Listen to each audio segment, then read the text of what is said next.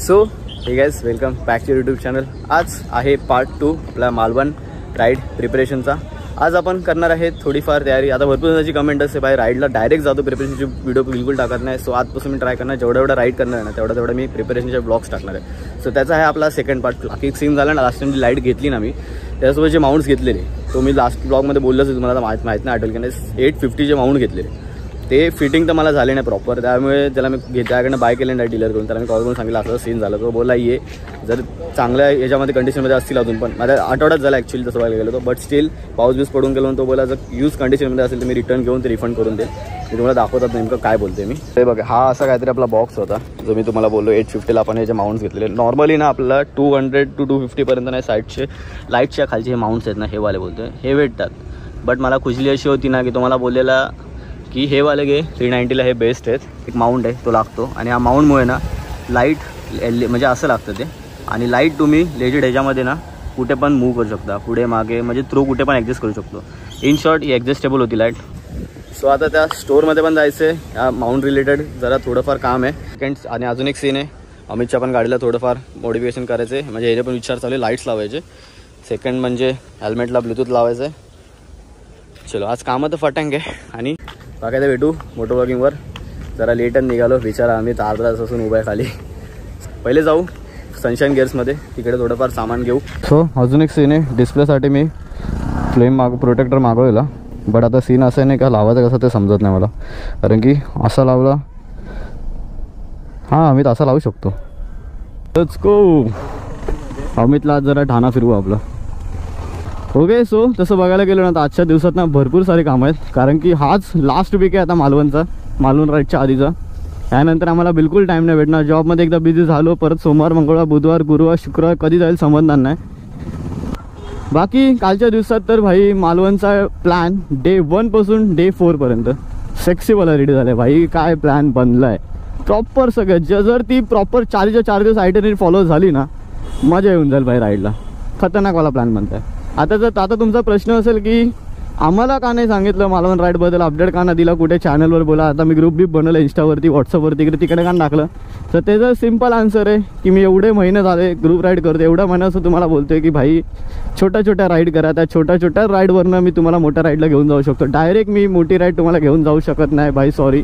भले तुम्ही रायडर असाल, भले तुम्ही प्रोफेशनल असाल, बट स्टील ती एक रिस्क असते अननोन पर्सनला डायरेक्ट मोठ्या राईडला घेऊन जायची। आता जेवढे आपल्यासोबत ह्या लॉंग राईडला येतात ना, ते सगळे मेंबर आपल्या कुठे ना कुठेतरी शॉर्ट राईडला आलेत, आपल्यासोबत कनेक्ट झालेत, आपल्या फॅमिलीला कनेक्ट झाले, जुडी फॅमिलीला।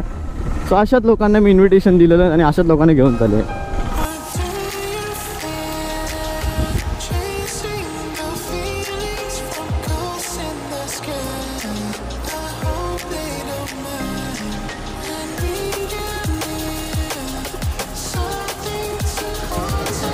राइड भी कर सकते हैं आप। नाही म्हणून बोलताय, ज्याचं काम ना त्यानेच केलं बरं, आवाज नाही एवढा ना भाई, गाड्या साईड बघा। हा स्क्रू खूप इझी आहे लावू ना, फक्त याचे असं माउंट करायचं, तिकडे त्या साईडला जावं, त्या साईडला बघा 2 मिनिटाचं काम होतं फक्त। ते इथे लावलेला माउंट, तो असा माउंट लावायचा नाही, त्याच्यावरती लागणार। आताच काय PhD केलेलं मेकॅनिकल, त्याच्यामुळे होतं करून पाहिजे ना याला।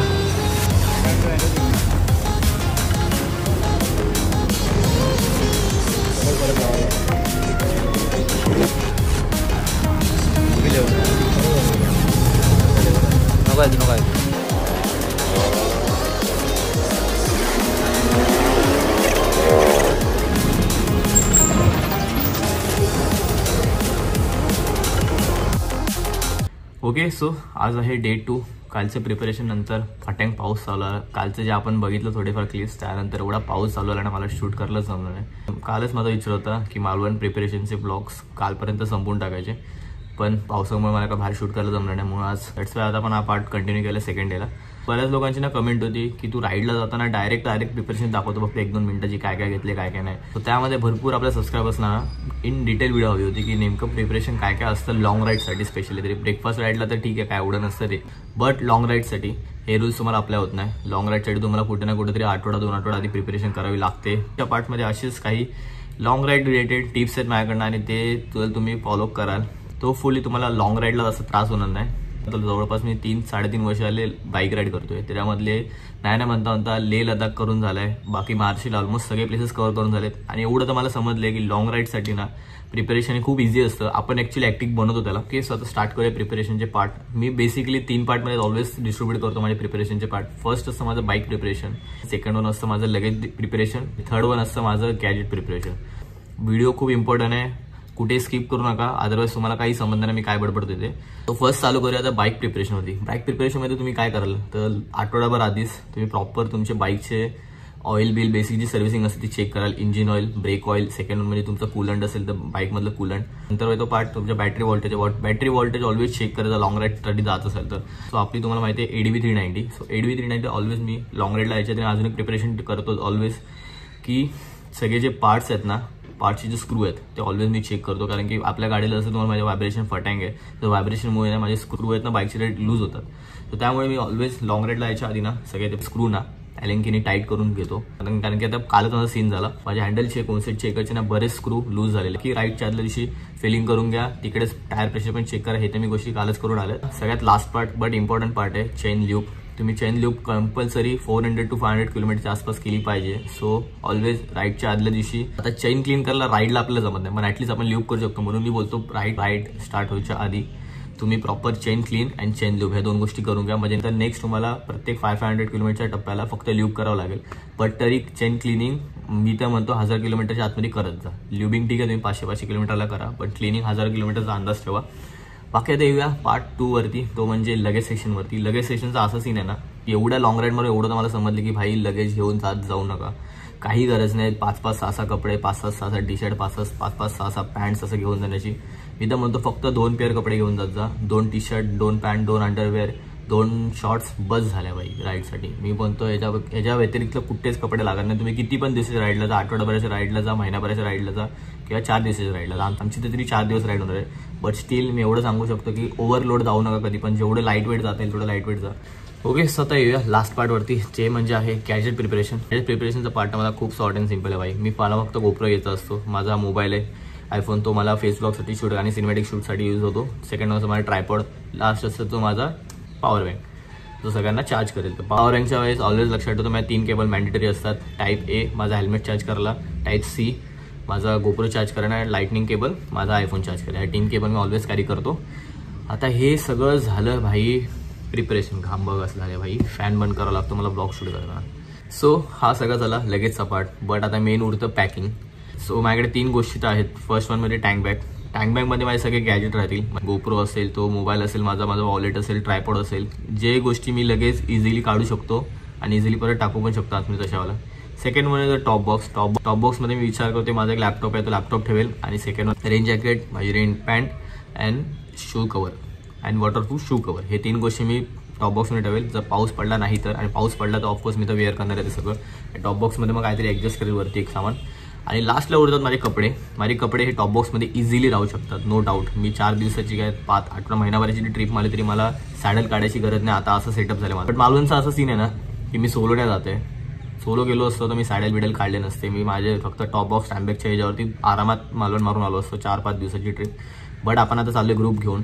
सुजल माझ्या मागे बसणार आहे. सो सुजलची एक बॅग आहे कपड्यांची पूर्ण आणि माझी एक कपड्यांची बॅग. सो हे 2 बॅगा साईडला बांधण्यापेक्षा मी विचार करतो, माझ्याकडे सॅडल आहेत असे, पण मी सॅडल लास्ट टाइम लेला यूज केली. लेपासून जवळपास वर्ष होत येईल. आता वर्ष ॲक्च्युली झालं असेल, होत होईल काय. लास्ट मेला आपण ले मारलेली. सो त्यानंतरपासून मी सॅडल जेवढी ठेवलेत माळ्यावरती अजूनसुद्धा मी यूज नाही केलेत. वर्षभरात एकदा पण यूज नाही केलेत.